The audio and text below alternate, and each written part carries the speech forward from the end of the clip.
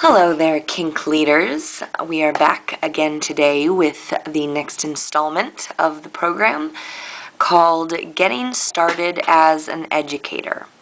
This is a topic that has been much requested. There is lots of interest in becoming an educator, which is understandable. It's fun, it's interesting. You get to meet lots of cool people. You get to see the back end side of events, which is a double-edged sword.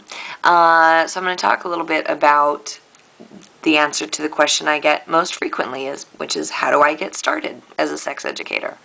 And like most things, the answer is to just get started. Just do it. The same question is asked of writers. How do I become a writer? You start writing. And so to become an educator, find ways to start educating others, to help educating others, to educating yourself, because it's all one big feedback loop in terms of education, educating yourself and educating others. Now, for structured traditional forms of education, you need a degree to even have a chance. In a lot of jobs, a degree is the only, is the defining feature. In the sex world, and in the various sex fields, a degree can be helpful. It depends on what your particular focus is. If it's something on the more traditional side, then there are programs to actually become a educator with a degree in sex education or human sexuality or gender studies, something along those lines. But and there are some good programs. We'll post links below for anybody who knows some. But a degree is not necessary. In fact, even most of the people I know in the sex industry who have degrees will also say that they're not necessarily necessary. They can help. Again, it depends on what your goals are. If your goal is to be a media resource, then having a degree is really, really helpful. If your goal is to become a regional, well-respected regional educator, not really necessary, depending on what your topic is. For those that are interested in BDSM, there really aren't any degrees. I mean, you can get a traditional sexuality degree, human sexuality degree, but usually BDSM is a very small portion of that. So really think about what kind of educator you'd like to be, what kind of topics you'd like to talk about, who you'd like to talk to. Those are all the things that will help you determine what kind of education you need, if that's a more structured, accredited education, or if it's something that you can be a bit more self-sustaining, self-learning for. But regardless, it is important to truly stick to what you know. Please do not offer to do classes on topics that you're not familiar with, on subjects that you don't really have, that you don't have a really thorough grasp of. Start with what you really, really know, really, really well, because it's going to make the job much easier on you. And rather than try to come up with something to fit what somebody else needs, create something that you are comfortable at, that you will be good at, that you will feel confident about afterwards, and put that out there. And do that, as opposed to trying to fit yourself in the other way. At least if you want, more likely success, meaning feeling good about it and wanting to do it again and being invited back to do it again. So figure out what kind of education you need, structured or otherwise, and make sure that you stick to what you know. However, knowing something does not equal teaching something. This is something that is sadly unaware in BDSM world. It seems like people are just unaware of this, is that just because you can do something really well, you might be the absolute best single tail Florentine flogger on in the western coastal regions or whatever.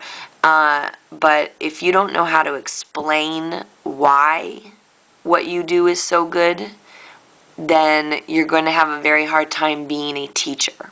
And so understand that being a teacher and being someone who is skilled at something are separate entities, right? So the actual technique is one skill, and then teaching about the technique is the other skill.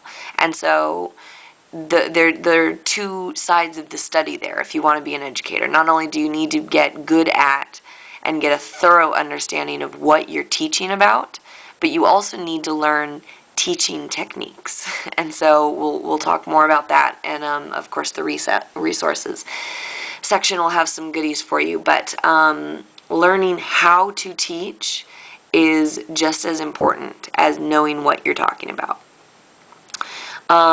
So make sure that you are taking the time to learn how to teach. Take a look at the resources we'll list.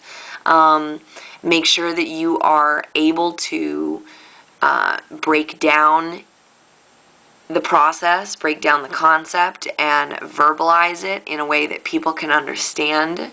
That is a key component to teaching, is that you take, whether it's an action, the action of flogging, or a concept, the concept of polyamory.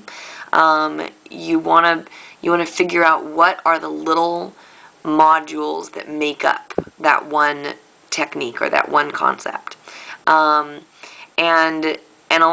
along with this, just another reminder, you have to find your motivation for teaching. Just be honest. Be honest about what your motivation for teaching is, because it should not be about you standing up at the room for everyone to admire. There are lots of other ways to do that.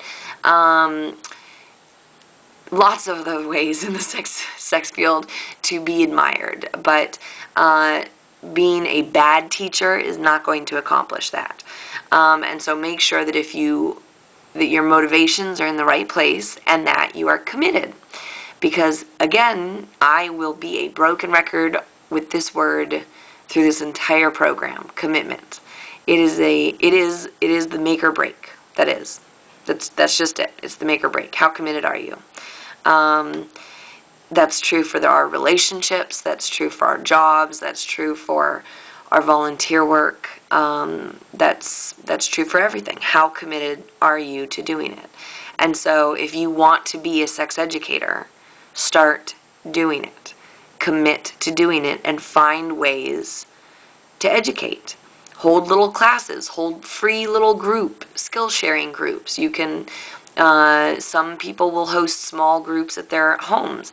So, you can frequently get rather inexpensive space for discussion type groups in public spaces like veterans halls and those kinds of things. Volunteer for your local organization. Offer to do the introduction for new members, right? And so that you have the opportunity to introduce new members and educate them a little bit about the local scene, about what to look out for, those kinds of things. Another thing you can do to just get started is to create a pamphlet that you can give out at munches and events and those kinds of things. Just don't wait for someone else to give you an opportunity. Make an opportunity to become an educator. Make an opportunity to take that first step and share what you know, and figure out a way that works within your budget, within your time constraints, within your abilities, but just do it.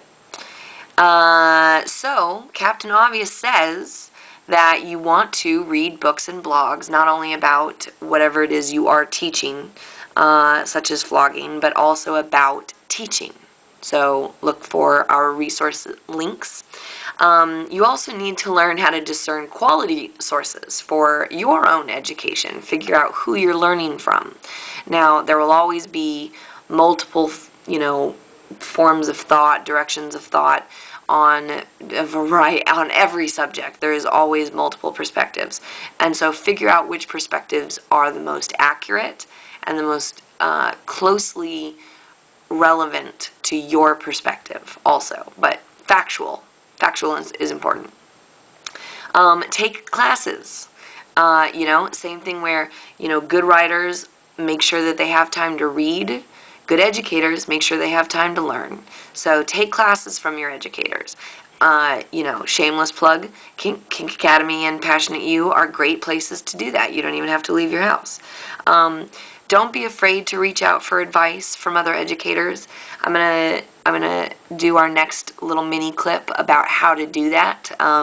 We've talked a little bit about it in terms of mentorship and how do you approach people, but I'm going to go into that more specifically.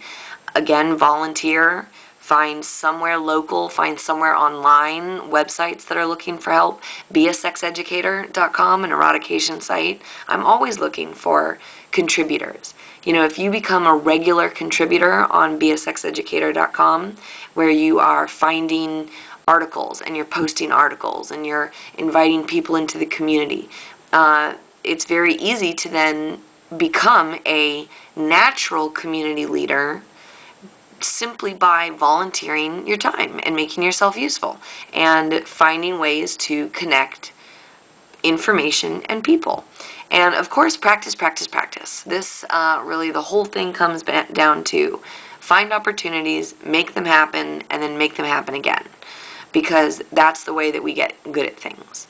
And so if you want to be a good educator, know your subject, learn how to teach, never stop learning, and really just make it happen. All right, Captain Obvious is out for tonight. I will see you in the next clip.